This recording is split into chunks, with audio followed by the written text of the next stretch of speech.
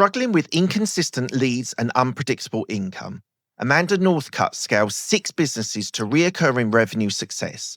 Now she's sharing the exact frameworks that help coaches, consultants, and agencies hit multi-5-figure without burnout.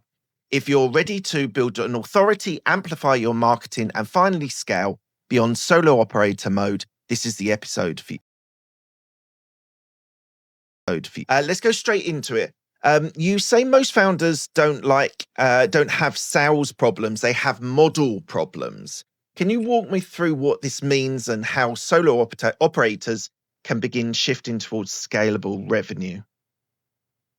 Yeah, absolutely. So that's a loaded question for sure, and sales can obviously be a problem, but I think that's an overly simplistic way to kind of to frame up a revenue problem. So I believe that you must have answers to 5 questions and have extraordinary clear answers to the following 5 questions to run a successful business. If you are especially a solo operator, service provider, a consultant, a coach, if your knowledge is the product. Number 1, who are you? What is your positioning? Because of your experience, expertise, wisdom, and passion, what painful, pervasive, urgent, expensive problems are you uniquely equipped to solve for a specific set of the population? Businesses. We're looking to sell into businesses, B2B here. I do not recommend selling B2C for just about anyone. So it's how can we repackage your expertise for a B2B audience?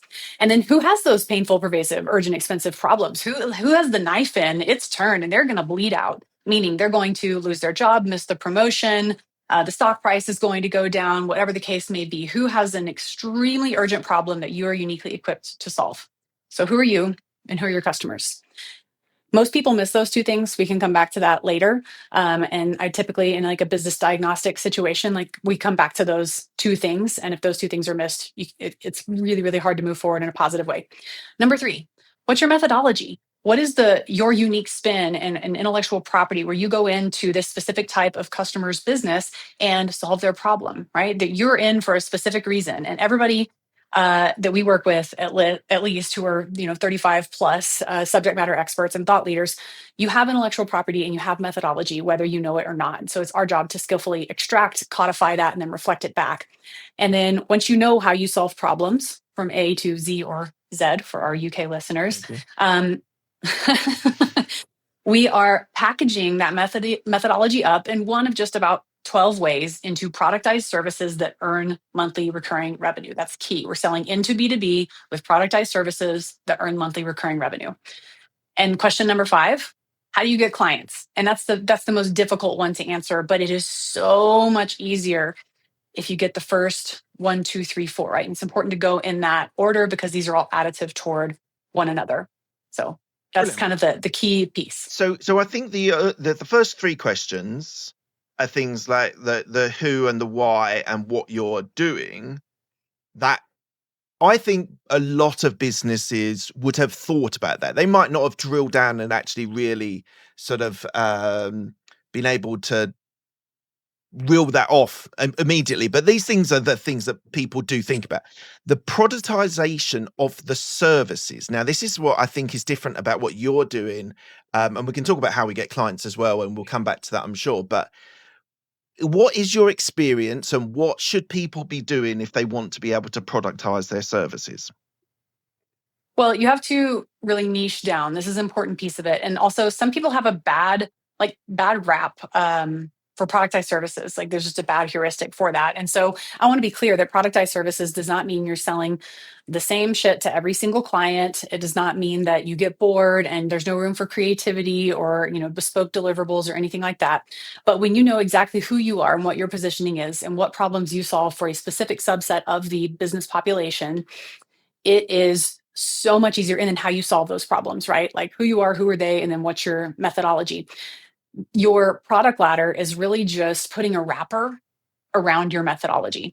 And so if you can solve problems, or you can solve problems through keynotes, training, facilitated sessions, workshops, one-on-one coaching, group coaching, fractional executive, traditional consulting engagement in a container, an advisory agreement, an advisory board position, a board position, you can write a book. There's, again, about 12 ways to kind of skin the cat, if you will. And so the productization of services simply means that you have a repeatable formula to deliver excellence to your specific customer. So a lot of consultants that come to us who are incredibly frustrated, they feel like they're just beating their heads up against a concrete wall day after day after day, trying to make this thing work on their own. They have begun kind of on this hamster wheel problem of recreating the wheel for each one of their clients because they say yes to just about anything. Usually you're not charging enough. Some of the clients that come to us basically charge the effective hourly rate of what they used to make in corporate because they feel like that's what they're worth as opposed to leveraging a value-based pricing methodology. There's kind of a suite of problems that the people come to us to solve for. But again, the key is who are you? Who are your customers? How do you solve their problems? How are you packaging up their problems in a repeatable, reliable formula supported by standard operating procedures, often bespoke AI tools at this point, which are not that tough to build. And then you collect information from your clients through onboarding process and doing an audit and stuff like that. And then in your productized service equation, if you will, there are constants and variables. So if we go back to like 7th grade math class algebra here, the constants in that equation are the parts of your productized service. These are the parts that are true no matter what. And they work because you're so dialed in on who you are and who your customers are and how you solve their problems. And then the variables are the inputs specific to your client, like their organization, their goals, their executives' priorities, that will enable you to complete the equation. So you've got your constants and you've got their variables inputted. So your deliverables, your output, the advisory that you give, the coaching that you give, the keynotes that you give, they are all bespoke. They're quite bespoke and unique in nature. And they don't feel productized at all, but you have the back-end systems and standard operating procedures and tooling to support the creation of consistent excellence in your business. So is that like building frameworks, building methodologies, building courses, structures that you're helping your clients with? And just so, for example, we've got a podcast guesting agency called Podcast Introduction. And one of the things that I did was I built a 5 C's framework around what the important aspects of podcast guesting and how you can make the most of the experience of guesting by following this 5 C's framework. Is that the sort of thing we're talking about here for you? Yeah, a framework is a great way to think about how you might structure a productized service and put that together. Absolutely. And just so we're we're on the same page here. I think of a methodology as kind of the full externalization, codification, and ordering of your intellectual property that you've gathered over probably 15, 20, 30 years of your career. And then you are saying, here's the full breadth of what I can do, A to Z. And then there are frameworks within a methodology, like a 5 C's method, I'm sure would be part of your entire business building methodology, right? Your business optimization system. And so, yeah, you could totally create a group coaching program, specific that delivers on this 5 C's framework and make sure that the value outcomes and transformation at the end of that group program you have a consistent, repeatable, bespoke formula to get on podcasts, at a rate of 4 per month or whatever, the case may be, whatever the guarantee or the promise is of that package. You could also deliver that 5 C's framework in a completely one-on-one nature. You could also deliver that in a keynote. So, right, if you have your methodology and the frameworks that support sort of like the scaffolding of the methodology, you can wrap that up and sell it at all different types of price points and deliver it on all manner of ways. Amazing. Right, let's get to know you a little bit. So you've worked in Silicon Valley and then in consultancy as well. What was your background in? What was your previous experience in? Yeah, we'll run through the last 25 years here. So I was given a job in a shoe store in Dallas, Texas, when I was 16 years old, as a favor, a friend's favor to my parents. I had not had a job yet, and I needed to do something more than just like school and athletics. So got offered this job. Everybody expected for me to just absolutely fail and fall on my face. That did not happen. I did extraordinarily well, set national sales records, and fell in love. I mean, head over heels in love with business, sales in particular. And then I got an opportunity when I was a sophomore in college to be employee number 2 in what is now the largest collegiate sports media property in the world, and was able to go in and learn about or creating online recurring revenue in the early 2000s, when it was our heuristic for recurring revenue companies, one that wasn't really even a term, but we're talking about newspapers and magazines were how recurring revenue were earned back in that day. And so it was often like selling air, trying to figure out how to get people to pay you repeatedly for an online service at that time. But I happened to get a decade of experience really, really early on in that, build some cool models that I was able to scale around the country. And then I had a massive health crisis because I was an absolute workaholic in my 20s, and the bottom just totally fell out. And I had to figure out, I had to leave my job that I absolutely loved. I was making multiple six figures, a very young person. I was a big fish in a little pond. My identity was wrapped up in that. It was a major ordeal.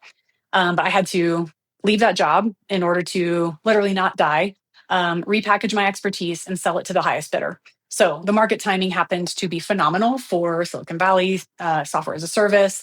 And I had already unknowingly acquired the revenue arm that coupled perfectly with a very brilliant engineer's software. And so I was able to create this methodology for how you monetize in a recurring revenue environment, subscription products and services. And so I was able to have a really, really successful career doing fractional executive work and consulting for recurring revenue companies all over the world.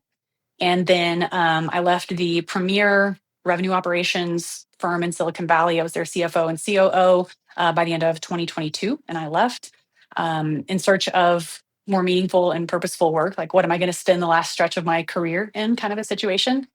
Started cherry picking and gathering all of my favorite people from all of the past teams I built all over the world, put us in one place.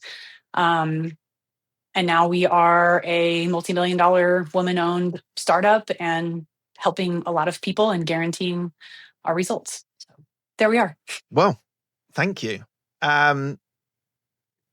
Let's touch a little bit about the illness. So you said you've mentioned it a few times online, saying it was a turning point for you.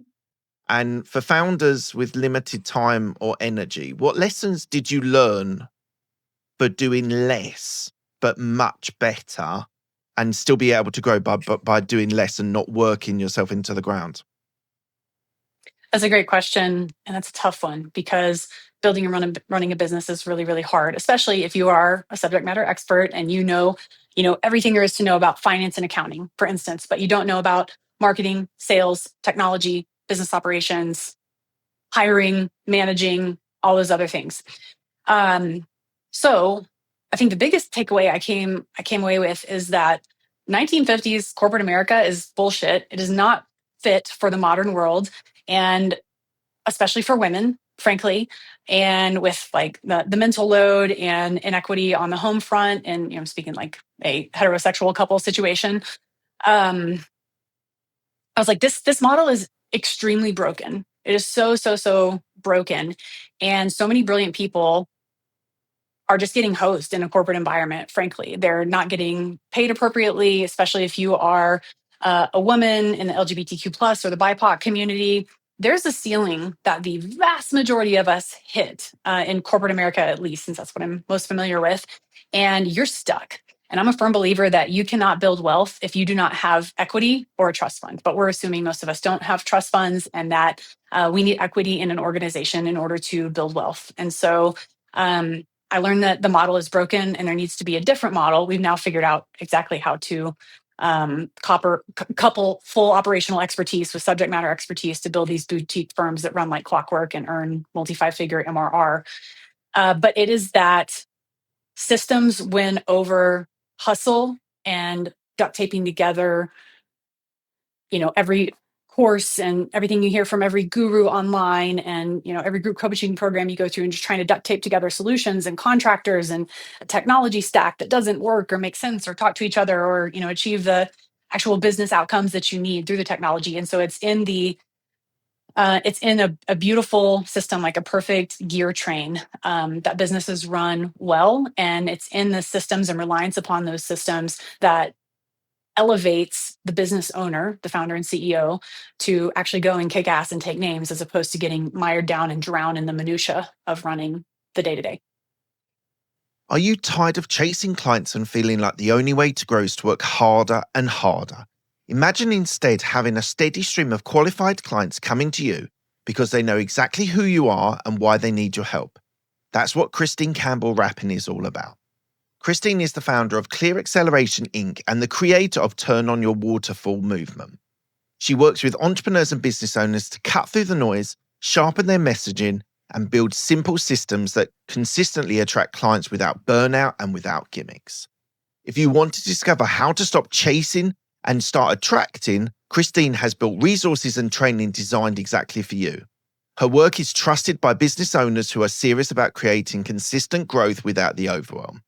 So here's what to do next. Go to the description below and click on the link and sign up. Take that first step today and start building consistent growth in your business with Christine Campbell.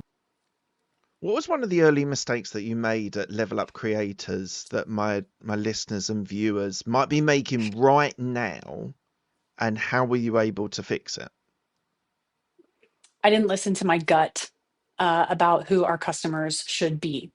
And so it took us a year or a little over a year to achieve like what was really solid product market fit, as opposed to um, what we could have done in the beginning. Also learned that mistakes are okay. Like everything that you want is on the other side of fear. And it is in stepping into that discomfort every day. The term for that is called progressive overload. It's a weightlifting term. You're constantly on the edge of your capabilities and your comfort zone. And that's where the growth happens. That's where the magic happens. That's where, I mean, yeah, business dreams come true, if you will. It's such a cliche statement, but if you're sitting in your comfort zone and if you're not listening to your intuition, if you're not taking time to think and create conditions for creativity in your own brain, you will be spinning your wheels till kingdom come. So what did you do to resolve that? What was the solution that you made to be able to resolve that issue? Made a staffing change that helped um, align with my like longer term vision for the company. I knew that my gut was right and that the data in the market also supported that. So we're always looking for quantitative and qualitative data sets to make the next right decision with the information that we have. Couple that with your intuition, rinse and repeat forever and ever and ever. So there was a staffing change involved in that, and that ended up being like working out well for everyone, and aligning the team on a vision and making sure we're all really and truly rowing in the same direction, and that we have clarity on those first two things. Who are we? What do we have to offer? And who needs what we offer? And then how the hell are we delivering, results for those people? So it was going back to answering those 5 questions I shared at the beginning of our time together today, that our business has exploded. Yeah. Let's talk about positioning. Many solo consultants blend in on LinkedIn.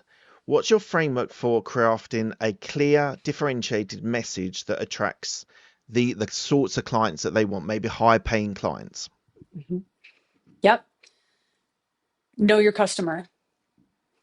Have a spicy point of view. Don't be like everybody else in this sea of sameness. Don't try and boil the ocean either.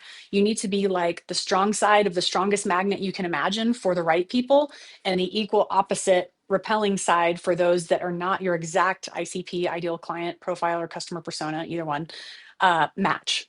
So I'm going to keep coming back. If you don't know who you are and who your customers are and how you help them, you will not stand out. And it is in the documentation and codification of your methodology and your frameworks that will give you differentiated content infinitely.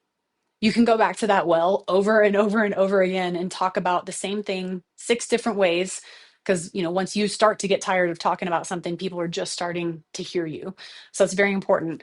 Also in LinkedIn, it often feels like you're speaking into the void, especially when you're getting started out. And so it's imperative, if you know who your ideal customer persona is, who are they on LinkedIn? Find the people who are actually vocal and participating, and start interacting and engaging with them and sharing their content and commenting, and then finding a good reason to DM them to build relational equity with those people. This is a way to also short circuit your sales cycle very significantly. If you know who you are and what you have to offer and who needs that, and you have clear methodology and intellectual property around how you help them, and you're finding those people on like a literal one-on-one basis, that is the fastest path to sales. It is no longer for high ticket service providers. It is no longer lead magnets, and newsletters still play an important role. But the people who pick up lead magnets are not the same people who buy $50,000 to $400,000 B2B consulting. Yeah, and I think i- if so my audience will have thought about their ideal client, right? Mhm. Every business, every business owner that I've come across, who is your avatar? Who is your ideal client? Who are you trying to position to? And some people might do it on like might ask around, they might be able to gut feeling on what is the most effective and the best way for, and how much detail should you go into? Because we used to, I don't know, like 5 years ago, people would be telling you what they had for breakfast, and they'd be creating a person. Now, when I was looking at the avatar, the sort of like demographic data and trying to work out what that person Mhm. does, and then be able to connect with them in that way, that's what I found effective. But when you what do you think of when you're thinking like, what is my ideal client and how do I ask the right questions to find them? Those are different and all great questions. So we definitely need demographic information for sure. And on our like 10 section ICP documents, that is one and one only section. We are getting deep into psychographics, target company profile, key industry verticals, their core motivations and aspirations. How do they talk about the problems that they have? And then how do I talk about the solutions to those problems? I mean, we want our marketing to, and we need to know our customers so well. Like, Mark, you said, I think all of our listeners have talked about our positioning. All of our listeners have thought and talked about like their ICP. Have you really clearly defined that and documented it? And if you're working by yourself, that's great. It is still worth documenting and defining. Load that up into an AI tool that helps you write your content that is specifically for them. Do voice of customer interviews with who you believe your core customer to be and ask them questions about their problems. We have methodology and documentation for days on how we specifically recommend this gets done. And we do have all of our clients perform voice of customer interviews. But you want to feel like when you're writing something on LinkedIn, on your newsletter, giving, a workshop or a master class or doing a coaching session, you want it to feel like you want the person on the other side of that screen to feel like you reached inside their head, extracted their innermost thoughts, and reflected them back to them. And if you can do that, you will be the strong side of the magnet for the right people and the other side of the magnet for the wrong people, which is exactly where you want to be. But if you cannot speak to their very specific pain points, not just who they are demographically and psychographically, but there's this third component to an ideal customer persona that most people miss. And that is the point in time, the marketing term for this is their stage of awareness, when they actually need you, when the knife is in, when it's been turned, when they're bleeding out. And so, who are they demographically and psychographically, and what is happening inside their organization or inside of their life that is a strong signal that says, hey, I'm going to need your help right now. And then you got to figure out how you orchestrate a meet cute, basically, with that right person at the right time. We also want to think through like budget considerations and ideal company profile. This isn't a B2B sale. It's a multifaceted, a lot more complex than selling it to an individual, but the rewards we have found are worth the effort. Yeah. How do you structure pricing? You mentioned earlier that a lot of the consultants that maybe have worked in enterprise, in corporate, have priced themselves. Well, this is what I was charging as a consultant or as an employee. Mhm. How do you work out the value-based pricing that you should be implementing into your business? What's the structure that you look at? What's the framework that my audience can listen to and understand how you approach it? Yeah, let's talk real quickly about what not to do, right? So there is, hourly pricing. I'm really, really against that. There's very few opportunities where that is really and truly required. Um, Cost plus pricing is effectively like hourly based pricing, right? It's like, how many hours does this take me to do this? Maybe I'll add a little bit for profit, but again, we're basing our hourly rate based on how much we made in our corporate job. And then competitor based pricing is like, I'm going to go and map out all my competitors and I'm going to undercut them by 10 or 20% or something like that. That's for commodities. That's a race to the bottom. Do not do that. Do not do that unless you're selling bread. But even if you're selling bread, differentiate yourself and like figure out how to sell, a $35 loaf of bread. Like that is incredibly remarkable, right? Um, so yeah, don't do either of those things. What you want to do is leverage a value-based pricing structure. And in order to harness the power of value-based pricing and actually earn massive fees as a B2B coach and consultant, a fractional executive or advisor, is to have an in-depth understanding of who your clients are, what their problems are, and at what point they need you, and the return on investment, the potential return on investment. We talk about that at Level Up in terms of value, outcome, and transformation. Value is sort of the qualitative ways and statements that your prospective client uses to describe what they need done, what they need this consultant to come in and do.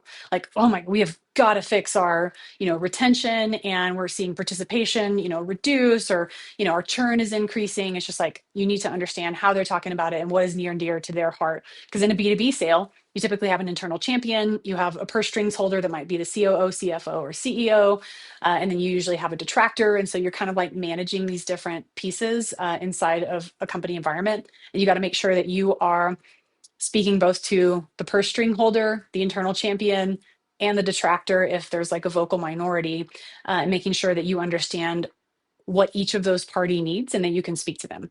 And then outcomes, quantitative outcomes, measurable, definitive percentages. We're looking at KPIs, we're looking at the profit and loss statement. What is the potential range of impact that your work as a consultant is going to have, within an organization?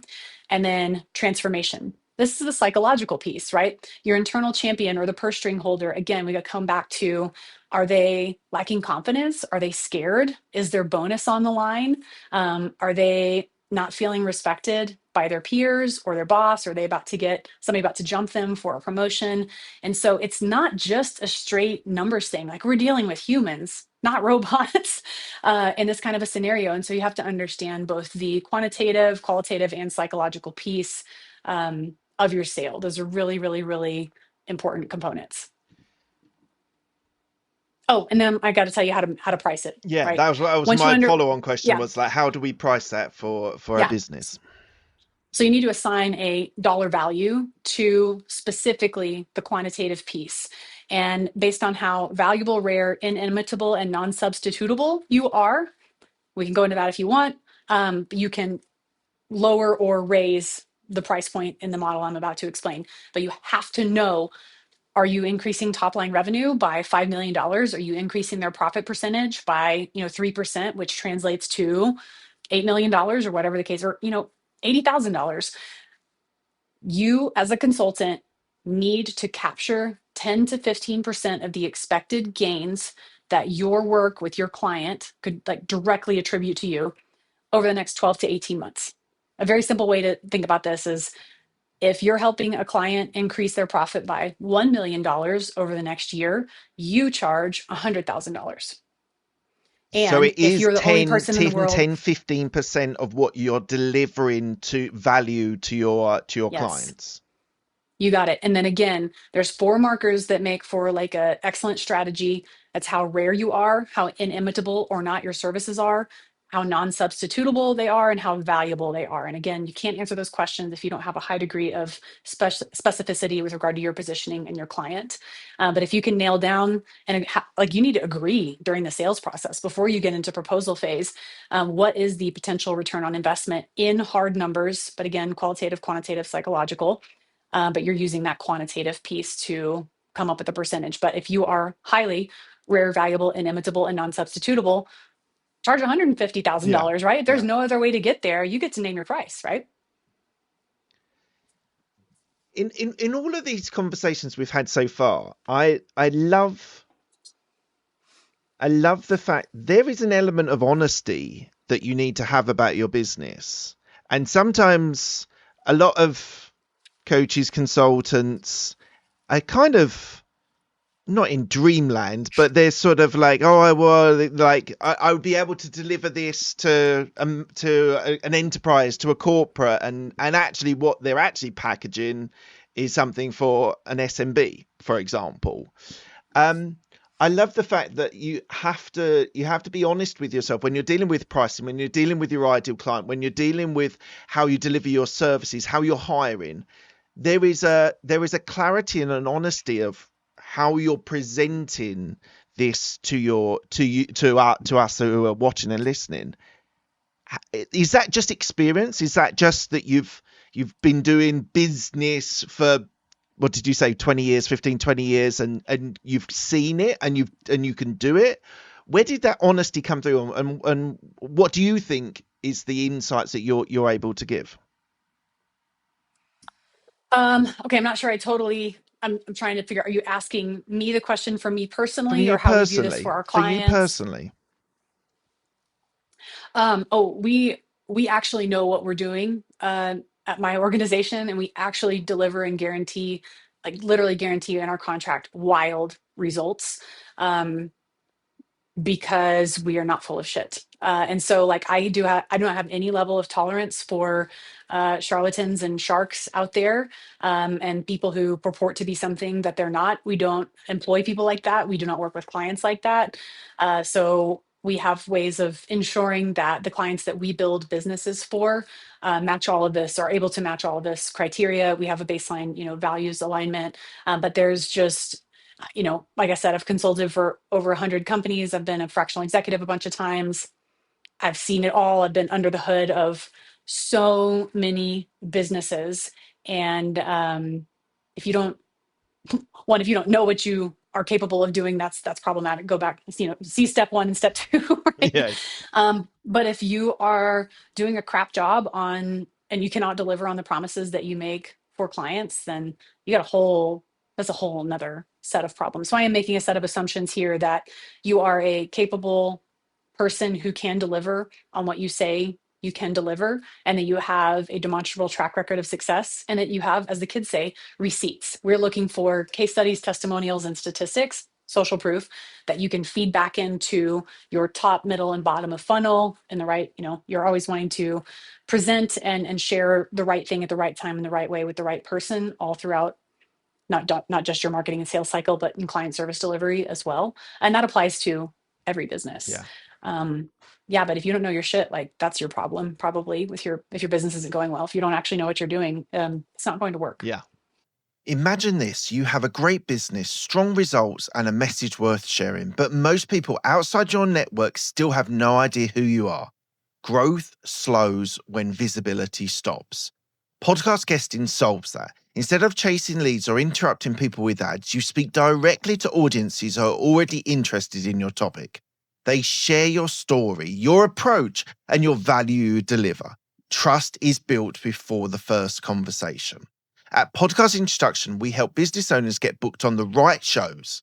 We research targeted podcasts, pitch you on your behalf, and position you as the expert. So every interview becomes a growth asset that drives leads and authority. If you want more visibility, more credibility, and more conversations with the right clients, podcast guesting is a powerful lever for you. Visit podcastintroduction.com and start expanding your reach today. A lot of service-based industries grow through referrals, which can be a Mhm. little bit unpredictable. It can be a little bit hard to be able to monitor. How do you create consistent inbound demand, and what strategies could time poor founders implement as of today? Yeah. Let me tell you how I think about this from an overall structural standpoint. And this hopefully will be an unlock for a lot of people listening. So, for those watching, I'm making a V with my hands. Everybody's familiar with a V shaped marketing funnel, Yeah, right? Top of funnel, middle of funnel, bottom of funnel, sale. yeah. Stuff more people into the top of the funnel, the middle of the funnel, the bottom of the funnel, sale. Okay. This makes you think, do y'all have Cutco knives over there? No, I don't think we do. What are Okay. they?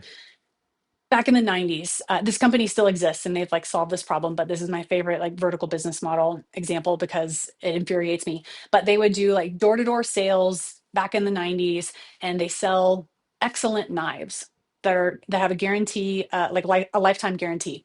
Okay. So one sale, one customer, that's it. This is the epitome of a V-shaped, vertical business model.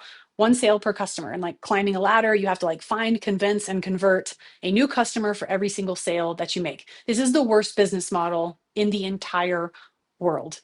So what we want to do is take that V-shaped funnel, turn it 90 degrees, and we're going to create a bow tie funnel. Okay, everybody can picture a bow tie. Yeah, Now, what was the V-shaped funnel is the left side of your bow tie. So still top, middle, and bottom. The middle of the bow tie is not the one and only purchase, but the first purchase. So if you are a high ticket service provider, remember I said you can wrap up your methodology in about 12 different ways. Often, like high ticket coaches and consultants are getting brought in to do keynote, workshop, training, facilitate a session, something like that. And we want to take that one time revenue or one time event opportunity and expand that into a recurring revenue opportunity. We have a specific methodology of how to do that with that one time thing. But at the very least, you want to parlay that into selling as much as it makes sense ethically to the same customer. This is why the right side of the bow tie expands back up. Still, fewer people make it through, but you've got fewer people paying you more and more and more and more Right. money. So the right side of your bow tie is where all of those MRR earning productized services live. So if you go in and you do a workshop and a keynote, you want to do a follow up with those folks and probably deliver some piece of like key learnings. Here's how to take this forward. And by the way, here's how I can help with that based on what I learned about your organization. I work with people through one-on-one coaching, group coaching, fractional executive work, and advisory. Would you guys like to have a conversation about, your goals for this year and see if there's an opportunity for potential fit between us? So that's a really, really, really key thing here is that we build businesses on the bow tie funnel is what this is called. They are wildly efficient and they scale, and we have specific ways of like over time increasing that base of recurring revenue. And then when you have, again, enormous degree of clarity on who you are and who your customers are and how you solve their problems, you become inherently remarkable and referable. So when you're like that narrow and deep into a vertical and you have a product ladder that is ripe for expansion and LTV maximization, customer lifetime value maximization, as part of your client service delivery, which you should have standard operating procedures for, needs to include asking for case study, testimonial, referral. And when I say referral, I mean a warm introduction in your inbox or a brokered call, right? So you want your services to be so remarkable and the value outcomes and transformation that you provide, AKA the KPIs and what translate directly to the profit and loss statement, to be so kick-ass and stand out so much and have such amazing personal relationships. Again, this is not just about the numbers, it's about the humans as well in a high touch, high ticket environment, that they cannot help but go shout your name from the rooftops, AKA bring you up in their mastermind and stuff like that, and give warm introductions. So we're going for a wild efficiency in the bow tie funnel model where people, your clients that live on the right side of your bow tie, give warm introductions to the right type of customers. And that drops folks right into the bottom of your funnel. So instead of having to go shove 80 more people in the top of your or left side of your bow tie funnel, as it were, and squeeze that down to one, your odds of closing a deal from a warm, vetted referral are exponentially higher than some rando person who started following you on LinkedIn. So that's how you short circuit a sales cycle and create this virtuous cycle of recurring revenue. But again, you have to deliver excellent results, niche down. You have to ask. You have to ask for the referral and warm introduction. Otherwise, but people are not thinking about you. They're not thinking about what they can do for you. But if you achieve like a huge win with your client, or I should say when you achieve a huge win with your client and they acknowledge that, that is the perfect time. That's the To perfect time ask to for the ask. referral and ask for the Yes. connection with, and Yep. is that referral asking for someone similar to them, or is someone else within their network? Because I do networking myself. I'm all I do regularly Mhm. with UK and US networking groups, and you're always trying to connect with people. You're trying to build a rapport with them. It might be them that you're talking to that might buy from you, but they've got another network of themselves over here who they can refer you to. Mhm. When you're thinking about referrals and you're thinking about those connections with people, what should the outcome, or does it vary? What should be the outcome be? Should it be that it should be people that are similar to the person that you've delivered, or should it just be another person within their network? Ideally, it would be a person within your ICP, therefore the same type of person Sure. as the client that is making the referral, but is a non-competitor, Yeah. obviously, to the client. They're very unlikely to refer you to their competition. So your should have by this time developed strong relationship and rapport with your client, and they will have seen how incisive and specific your marketing process, your sales process is, the results that you can deliver.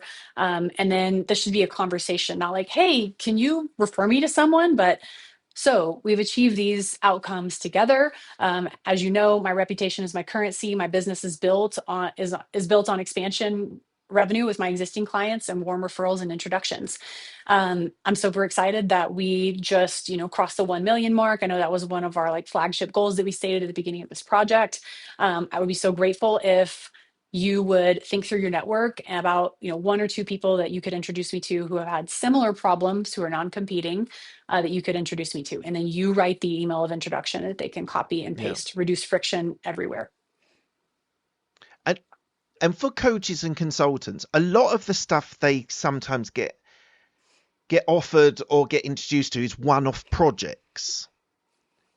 I know you talked about how to try and make it a regular revenue, but when you're being presented or you've pitched to someone and they're like, "Look, this is a one-off project," how is the conversation and when is the conversation and what are the ways that you need to speak to the client that you can try and build that on from a one-off project into something that's more reliable and more consistent?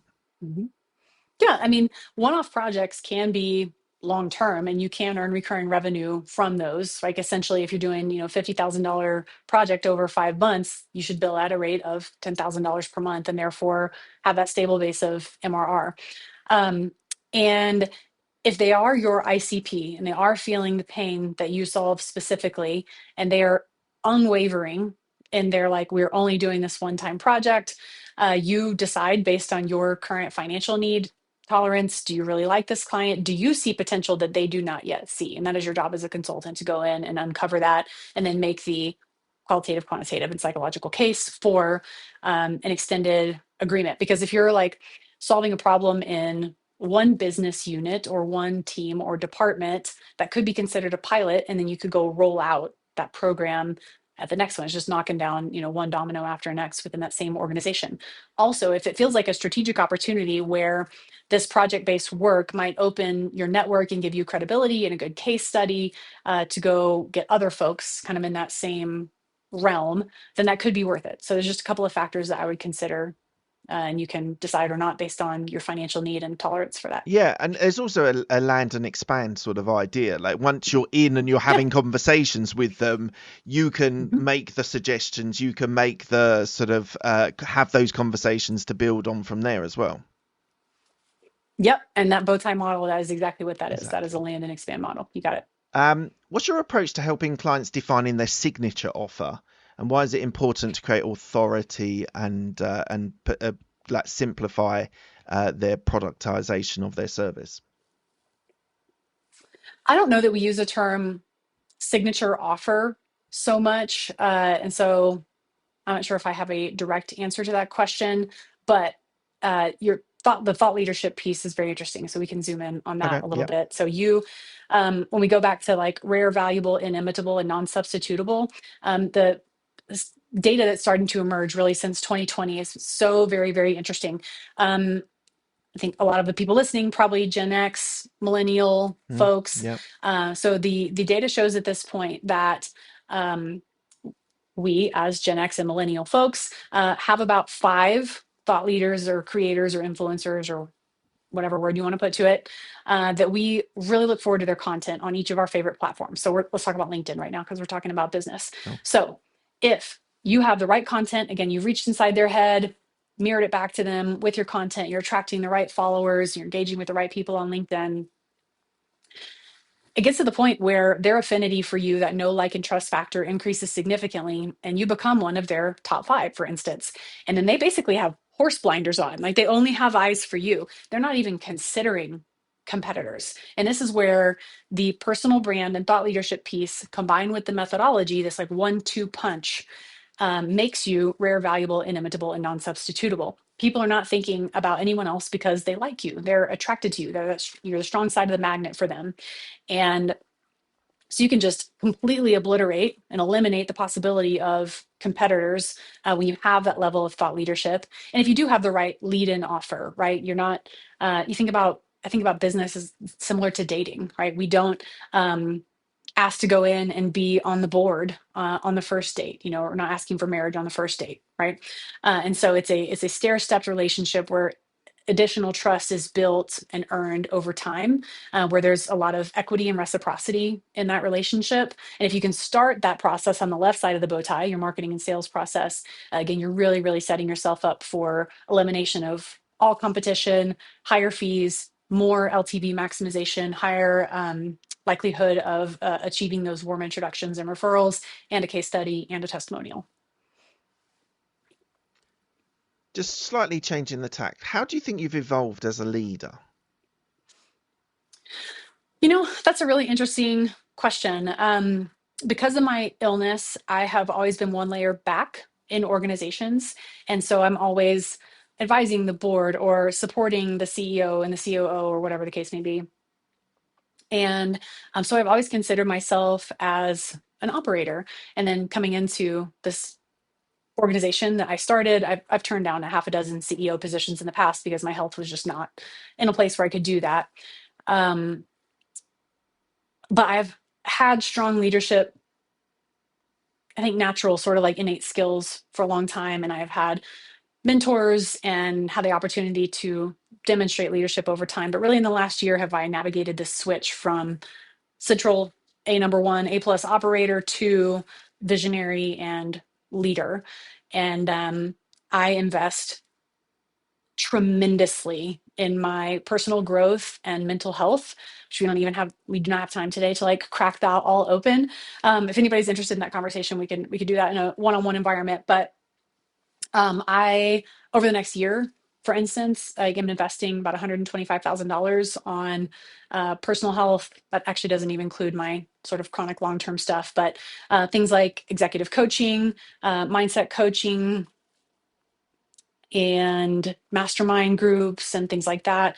And so I'm a learning machine. And then having the opportunity, obviously, to lead an ever growing team of A plus players is like the greatest professional privilege of my life. And so I take that very, very seriously.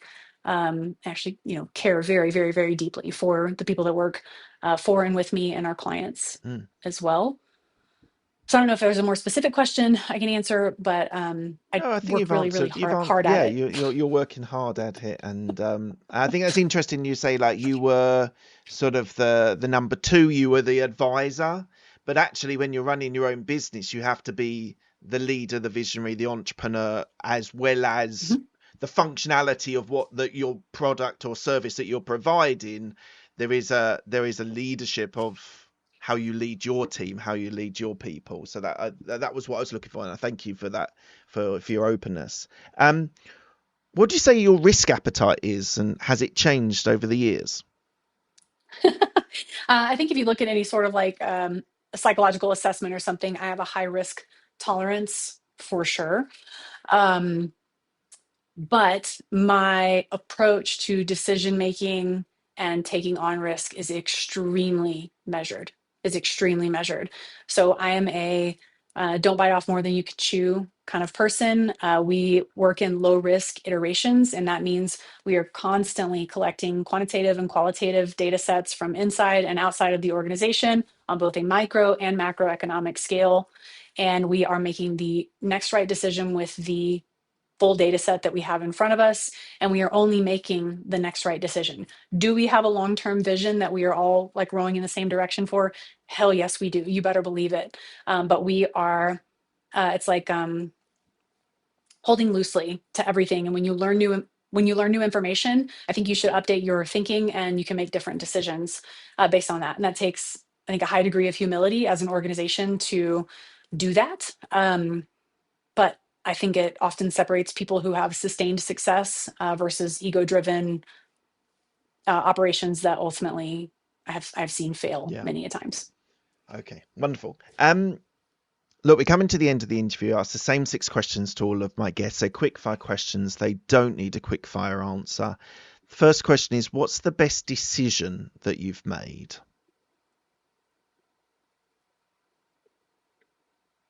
I was thinking in the business, I don't think we know yet, but the best decision in my life that I've made was Yeah. my choice in partner, my husband.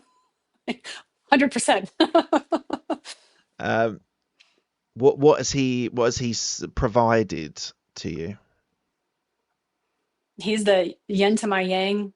I mean, this guy's the perfect compliment for me. It takes a special kind of dude to be married to a woman like me, of which we're a pretty rare breed. I hope to raise up many, many, many more of them. Not like children, we have one child, but other women. I'm going to spend the rest of my time as I'm still walking this earth and able to fog a mirror, helping and elevating other women. And so that's very important. And to have a man who is supportive of that and does a lot of the household running and can handle someone like me that is wildly ambitious, is pretty special. We got a pretty good thing going on over here. Brilliant, amazing.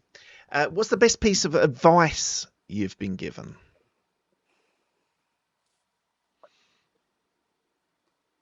Mm, that's a hard one. Looking at all my post-it notes on my desk, I feel like I've got a revolving door of those because not all advice is relevant for the situation at hand. So what lands? The thing that's just coming to my mind is like trust yourself, be honest with yourself, and also trust yourself. Oh, okay, here's one. Um, Tighten up your inner circle. You're the average of the 5 people that you spend the most time with. And so doing a regular audit of who you're listening to. And usually, if people around you don't want you to change, evolve, grow, become more successful, go out on a limb, quit your corporate job, take a risk, whatever, there are inherent and subconscious incentives for that person to keep you right where you're at because Yeah. it makes them feel good about where they're at. So be really conscious of the inputs that you allow and the people that you listen to, because that will absolutely emphatically determine your success. Who's the person that's helped you most in your career? Ooh,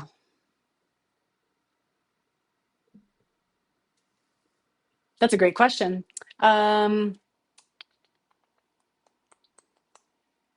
there is no way there's one person. I will cite my parents though, for sure.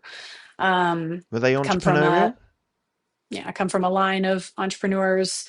I have also my grandmothers in particular. I have 3 grandmothers, and the level of support that I received from them and still receive from Helen. Hi, Helen. She listens to all of my content and interviews and everything. So amazing to get her shout out. So amazing, amazing support from the women in my lineage. It's been really, really important.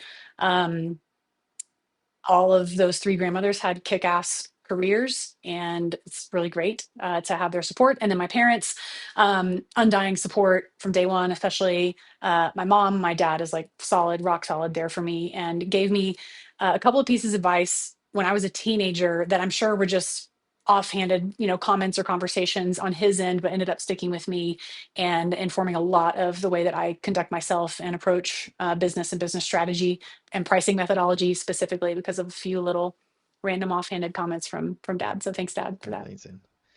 Tell me about a regret that you have. Mm. I've been asked this question many, many times, and really and truly, like maybe I would have gone to a different high school, but then I would have gone to a different college. I would not have met my best friend, my husband. I would not have been employee number 2 at this worldwide media company. So like, no, none. Like I am the product of all past experiences, and I would not be here without any of those. And I'm very, very happy with where I'm at right now. So I'm yeah. just going to push you a little bit on that because I get that answer. You're a sum of all of your experiences, good and bad, and Mhm. therefore the choices that you make you who you are, and you're happy with who you are. I get that. But is there a relationship that went bad, whether it's business or personal, or something you said to someone that you wish you hadn't have said? I want to Mhm. delve into that a little bit deeper, and you might say no again, but there's always something I find when I look about me personally. There's situations that I could have done better and I sort of regret the way I did that. Do you have anything like that that springs to mind? Well, I could have done better in anything, everything in my life for sure.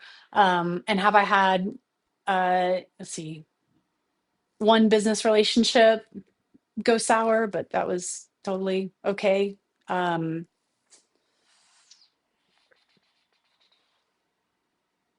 no, I think if I can keep my husband and my best friend, I would have gone to a different high school and a different college, because I did not realize until college. Pretty much that like I have a big brain, and if I had gone to a more challenging high school and then more of like a liberal arts Socratic method kind of university model, I would have learned to think better, more strategically, more critically, problem solve, collect data, understand data in a much stronger way. So I got a little bit of a later start on all that, Okay, but thank you. yeah. Cheers.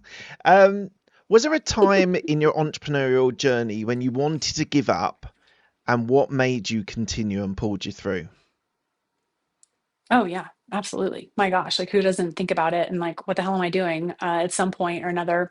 But again, I'll go back to everything we want is on the other side of fear, and it's being on that like edge of our capability and comfort zone where the growth really ultimately happens. Um,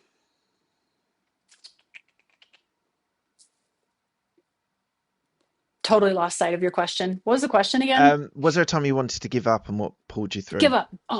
Oh yeah, yeah, yeah. Oh yeah, man, the beginning of this year was really, really, really hard. Like our revenue has doubled every 6 months at this organization. We're like a complete statistical anomaly. I'm doing like the biggest mental health upgrade of my life this year, and with like crazy business growth. And I mean, we have the most complex productized service that I'm aware of in the Western world. And we build businesses from nothing to 30, 40, 50, 60K in monthly recurring revenue really freaking fast. And it turns out that is incredibly difficult process. And so getting that dialed in and dealing with all the growth and everything this year, which I'm very happy with. I'm very, Hmm, much rather have that than the opposite problem for sure. Adding, our team has doubled in size in the last year. And so it's just like, holy moly. It was just like holding on for dear life at the beginning of this year, but things are very calm and running like a well-oiled machine at this point. amazing. So, Well done. yeah. Um, tell me something that most people don't know about you. Oh yeah. I'm a drummer, and I play basketball almost every day in my driveway, and that is how I remain sane. I just want to delve into this drummer. So, were you in a band, or was it like what was your experience of that? I mean, as a kid, a couple of times, right? But Okay. I don't know. I started playing drums when I was 9. I've just always had this obsession with drumming, like just a very natural affinity toward the instrument, and I have no idea where that came from. People in my family don't really play instruments, but I love it. Do you still drum now? Yeah, Oh, that's amazing. Now, that is yeah. something that most people probably didn't know about you. That's incredible. Thank you. What does legacy mean to you? I think about that a lot. That's a great question. It's big. I want my legacy to be very significant, and I want to continue to align my life in a way that elevates other people. And so I want my long-term legacy to be like she spent her life elevating women, the LGBT, oh my goodness, LGBTQ plus community and the BIPOC communities. Um, that's it. I just want to help other people. Like I've done really, really well for myself, and I'm going to spend the rest of my life just turning back and sending the elevator back down on repeat, and building businesses for people and little empires for people so they can have their own legacy, impact, lifestyle, architecture, and generational wealth. We talk about those 4 things a lot at our organization. So that's very Amazing. important to me. Yeah. And lastly, where can people find you if they want to reach out to you or find out more about you and your business?